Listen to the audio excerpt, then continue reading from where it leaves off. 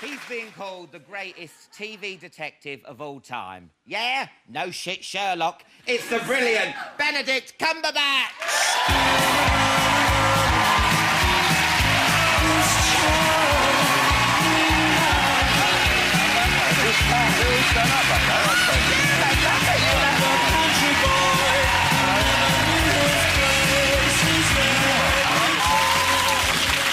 Very much. Would you like a drink, Benedict? Oh, hell yeah. Do you like vodka and tonic? I love vodka and tonic. Is that all right? Do you want a voddy? I'd love a voddy. Do you want a double or a short? That's lovely. Or whatever that is looks very good. If I slap my words by the end of the interview, you'll know why. I know. I can't drink too much because I'm driving.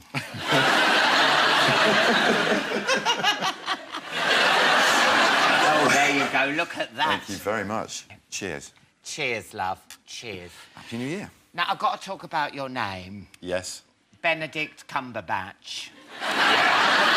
It's the kind of thing the police ask you to say when they think you're drunk. Yeah.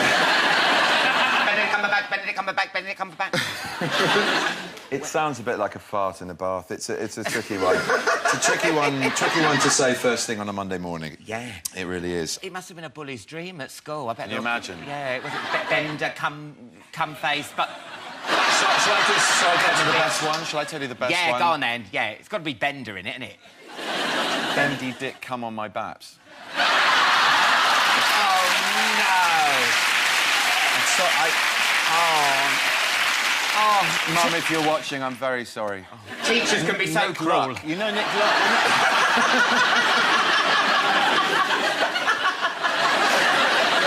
Do you know who it was, though? Actually, it was Nick Luck, the racing presenter on Channel 4. So there you go, Nick. That's my revenge. Oh. Yeah, it's very inventive, very inventive. So yeah. I think that's probably the best. I mean, you get Cucumber Patch when you're about 4. Yeah, and then it graduates from there, you know. Yeah. And you went to school, did you go Eton? No, the other place. Harrow. Hogwarts, that's right, yes. Oh, what was that like? Because you hear like... It was like Hogwarts. All... There were floating candles and wizards. No, oh no, it's very weird. It is a weird school. It was a very privileged, very amazing place to go, but... not quite Tom Brown school days, not loads of whipping and all that sort of nonsense. And you have to wear the boater hat and everything. Yeah, the Harrow hat, very odd thing. And get muck thrown at you by people who are coming past in cars. Really? Yeah, well, you know, because you just look like a walking knob. I mean, you know, you're kind of an easy target, aren't you? You kind of stick out like a sore thumb. We used to beg to be allowed to put on something like this, jeans and jackets, something that didn't... Basically, we would go down, in my day, it's probably all changed now, we'd go down, we would call downtown, which, again, that incites some snobbery, I can tell you. But it is up on a hill, so you go down into town.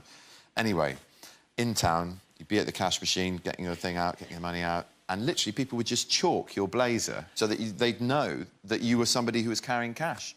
And you're a little schoolboy with your uniform on. It was ridiculous. And a friend of mine did it, and he got mugged, and he went, "Oh, I'll see what I've got." He said, "Give me £20, £20. I want £20." He went, "I'm sorry, I've only got 50. Is that all right?" Typical Rogan having £50 in his pocket. Yeah.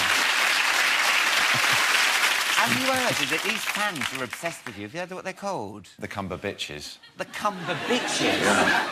Which is worrying on a number of levels. I think it's set feminism back quite a few years, let alone...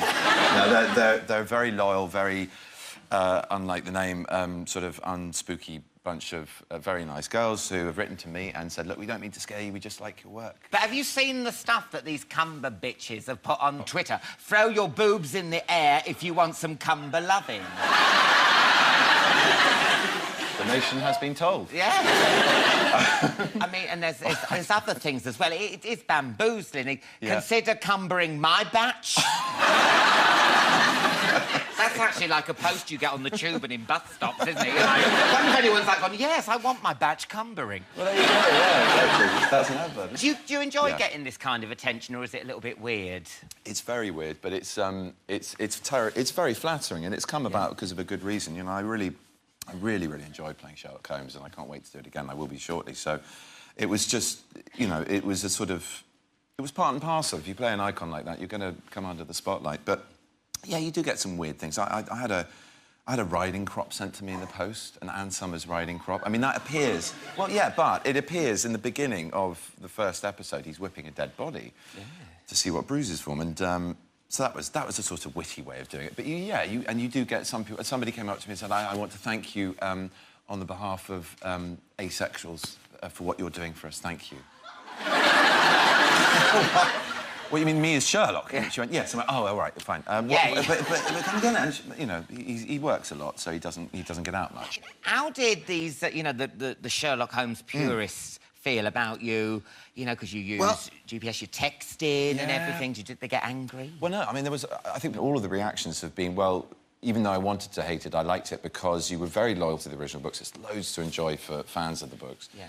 And at the same time, it makes utter sense to update him. He was always a modern man. He was always into the cutting edge of forensic science and inventions and figuring out gunpowder and footprints and fingerprints and cigarette ash. And so I think to bring him bang up to date made sense. He was a modern man in the book, so why not bringing him into our modern era? Yeah, because when you first start watching, it's a bit weird to see this, like, this iconic detective, you know, doing these modern things. It's a bit like watching, like, Miss Marple in an internet cafe. Do you know what I mean? You know, it throws you. I'd pay to see that, though, wouldn't you? Oh, I will, yeah. I've noticed in the Sherlock Holmes that you film in Soho. Yeah. Trafalgar Square. I mean, that must be murder. You must get people coming up to you. Actually, you get everybody just going, what the hell is this? What's going on? And you turn up, you do your scene, you do a rehearsal, and then you sort of look up and there are as many people as in this audience, practically, looking at you with their phones going... It's very weird. And sometimes you just have to let it go, because it might be the best take, it might be the best camera movement or whatever else has been considered. And if there's one guy in the background going... You know, you just have to let it go. Really? Yeah, you do. But there were about 3 or 4 girls who then decided to be part of it. So every time the camera was on a very long track and they could see us coming, they were nudging each other, and then they'd literally kind of get up and follow me like this. Oh, no. Around the fountain. And it was like, oh, no, that's not going to work. That's not going to be cut together. Cuts. Cut. Let's take a look at you in action as Sherlock Holmes. Professional person going by her clothes and guessing something in the media, going by the frankly alarming shade of pink. Travelled from Cardiff today, intending to stay in London for one night. It's obvious from the size of her suitcase. Suitcase? Suitcase, yes. She's been married for at least 10 years, but not happily. She's had a string of lovers, but none of them knew she was married. Oh, for God's sake, if you're just making this up... Her wedding ring, 10 years old at least. The rest of her jewellery has been regularly cleaned, but not her wedding ring. State of her marriage, right there. The inside of the ring is shinier than the outside. That means it's regularly removed. The only polishing it gets is when she works it off her finger. It's not for work. Look at her nails. She doesn't work with her hands. So what, or rather, who does she remove her rings for? Clearly not one lover. She'd never sustain the fiction of being single over that amount of time, so more likely a string of them. Simple. It's brilliant.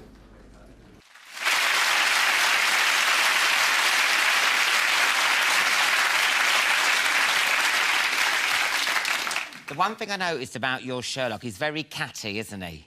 Yeah, he doesn't suffer fools gladly. He's very sharp, really sharp. No, but he's a bit bitchy. I mean, he slagged off that corpse's nail varnish. I mean, leave her alone. She's dead, the poor cow. Because I was always thinking, like, Sherlock would be a really crap friend to have, wouldn't he? Because he could just expose destroy your you, self-confidence. You'd feel pretty sharp. Well, I think, you know, John Watson, that's one of the reasons he's such a hero, is he stays steadfast to him despite this very sort of sociopathic behaviour, you know. No, he's not an easy guy. I don't think you'd want to live with him. I think it would be pretty tricky to share a flat with him or have any kind of friendship with him. Yeah, I was just thinking you'd probably say, oh, I can see by the slight incline in your left finger that you've been downloading porn. So when are we going to see Holmes on our screen again? This autumn. This autumn. Oh, right. Have you filmed them all yet? No, God, no. I'm at the National Theatre at the moment doing Frankenstein with Danny Boyle. And then I start filming when that finishes in May. Well, you're playing it with Johnny Lee Miller. Yeah, we're playing both roles. We're both playing Dr. Victor Frankenstein and the creature, his creation. So we're alternating either day. One of us is playing the other part. So it's Danny Boyle as well, so it'll be a visual and oral feast. Underworld are doing the music, which is really exciting, and the soundscaping of it. How are you going to play Frankenstein? Are you going to have, like, the bolt in the neck and be painted green? The creature. I'm going to play Frankenstein much as I look at the moment. You mean the creacher? Yes, because it's called the creature. Frankenstein's this not is called a modern... Frankenstein. Yeah, but I keep doing it as well. Everyone makes that mistake. Yeah. But to answer you, no, none of that. Well, I love you. That'd be great to do it like that. Yeah. Danny Boyle will be, like, rubbing his hands if you come on like that. Then pick up a kitten and go... They do that, don't they? Danny, if you're watching, we're going to have to cut that bit now. He's giving it away. He's giving it away. Danny Boyle's great and everything. He's fantastic. He's such a... he's a life force, Danny. He's just like a That was my little impression of him. Sorry, that was really bad. But he's like, oh, come on, oh. He's just a very... Is that funny? I think it was.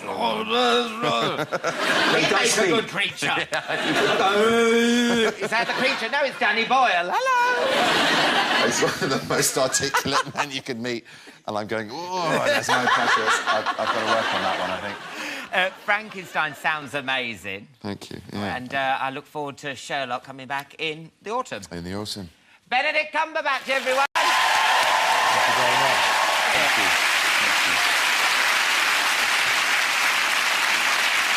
After the break, James Corden, Kerry Katona and Jamiroquai will be here. I'll see you in part 2.